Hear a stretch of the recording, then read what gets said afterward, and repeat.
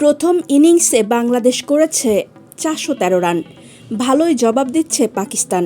মিরপুর টেস্টে ১ উইকেটে ১৭৯ রান নিয়ে দ্বিতীয় দিন শেষ করেছে তারা।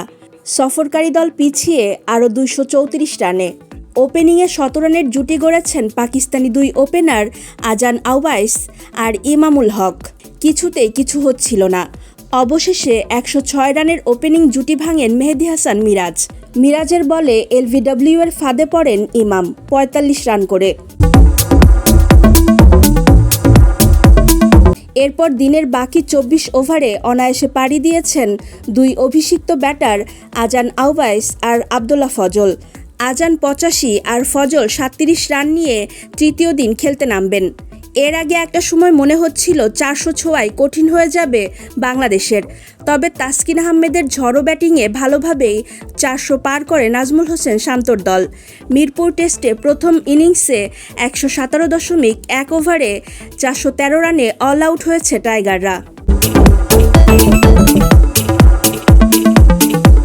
বাংলাদেশের হয়ে সর্বোচ্চ রান করেন নাজমুল হোসেন শান্ত। ১৩০ বল খেলে ১০১ রান করেন। ৯১ রান করেন মুমিনুল হক। এছাড়া মুশফিক করেন ৭১ রান। আর শেষ দিকে তাসকিনের ঝোড়ো ব্যাটে ভর করে ৪০০ রান পার করে বাংলাদেশ। পাকিস্তানি বোলারদের মধ্যে ৫ উইকেট শিকার করেন মোহাম্মদ আব্বাস। শাহিন আফ্রিদি নেন ৩ উইকেট। হাসান আলী নেন ২ উইকেট।